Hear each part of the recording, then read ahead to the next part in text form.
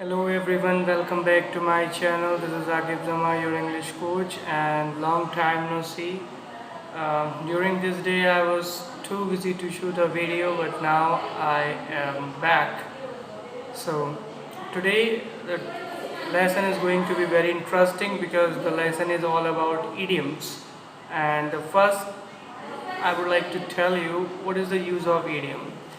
Idioms are the basic, native speaker use them they too much. Reason is that because they know they are very familiar with that. So it is, the hiding meaning sometime. Hello everyone, welcome back to my channel. This is Aqib Sir, your English coach, and long time no see. During this day I was too busy to shoot a video, but now I am back. So today the lesson is going to be very interesting because the lesson is all about idioms. And the first I would like to tell you what is the use of idiom. Idioms are the basic, native speaker use them they too much. Reason is that because they know they are very familiar with that. So it is, the hiding meaning sometimes. So it is not that the exact meaning which you listen, but yes, it has a hidden meaning. So the first idiom is that it takes two to tango, means both parties are involved in the situation or agreement, means to say that it takes two hands to make a clap. So for example that both the person are responsible. For example, uh, this fight does not emerge like this. Peter and Robert both are responsible for that because it takes two to a tango. I hope it is clear. And then now next is to burn the midnight oil. To burn the midnight oil means even to burn the midnight oil means to work or study late night, means to say that you're really working hard for the study, right? Peter has started burning the midnight oil as his exams is over his head. And the next idiom which is very common, that is to wear your heart in your sleep, means to openly share your feelings. So it is my advice to you that don't wear your heart in your sleep. It is sometimes foolish to tell everything freely and express every feeling. So just take care of it. And the next is lovely weather for the ducks. And lovely weather for the ducks means that a humorous phrase for wet rainy weather, like the rain started and everybody just becomes happy, those who are rain lovers. So in that case you can say that it is a lovely weather for ducks. Let's do it, let's go for a traveling, let's go for a tour. Well, and the next is to burn your bridges. To burn your bridges means to act unpleasantly and permanently, ending a relationship with an organization or with never ever burn your bridges, because sometime you may need someone which you have not knowing the value of that. So please don't burn your bridges. It is my also one more advice to you. And the next we are having, which is my favorite, it is variety is the spice of life. Variety is the spice of life means to say that new and exciting experience makes life more interesting. How that when you meet new person, when you meet new colleague, you go new places, you every time each step you get some time of experience you get. That is why it is said that the variety is the spice of life. You must have the variety of everything. And now next which I would like to tell you next is to lean an ear. To lean an ear means to listen to somebody with sympathy. Means somebody is in trouble, you must lean an ear. Lean an ear because your friend needing you. He is in need. So please lean your ear, you must listen him carefully. And the next is a change of heart. A change of heart means to say a move from the opinion and to remove an opinion, and a move from an attitude.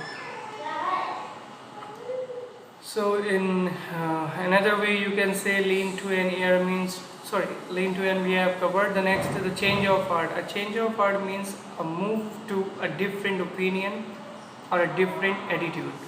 A different attitudes like uh, now I have decided this, I would not do this because I have a change of heart, means that I have changed my decision and I would like to go to through this opinion rather than doing this.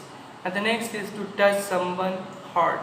To touch someone heart means that to touch someone, realize someone particularly emotional, especially when you are emotionally attached to someone. Like I always find someone who can touch my heart. When I, if you have someone then who can touch your heart, please don't lose him or her, because he or she may be, a God gifted for you. So don't do that. And the next is when you just get surprised seeing something and become so much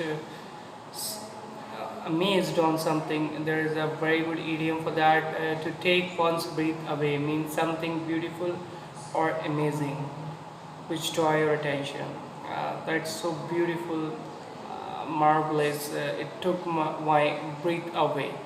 And the next we are having to spread one's wing. Spread one's wings means to become independent. Everybody must spread his wings at the time when he grew up. If you really want to grow up, you must spread your wings. Don't be dependent on anyone. You just spread your wings, become independent, do something individually. And the next is those three little words. This is also one of my favorite, those three little words, or you can also say those three magical words. Yeah, it is simply said ILU, means that yes, can you say me those three little words so that I can say yes for marriage. If you really want to marry me, you have to say these three magical words. And the next is what comes around goes around, means as you do so you get, means whatever the behavior you are having towards the society or the person, those who are in front of you and talking to you, so you will get the same response from them. So always remember what comes around goes around. And the next is that to have a soft spot for someone means to have a great deal of affection for someone or something. That my wife is always has a soft spot for me. She always take care of me whenever I'm in trouble. I can discuss with her so many problems. I'm kidding.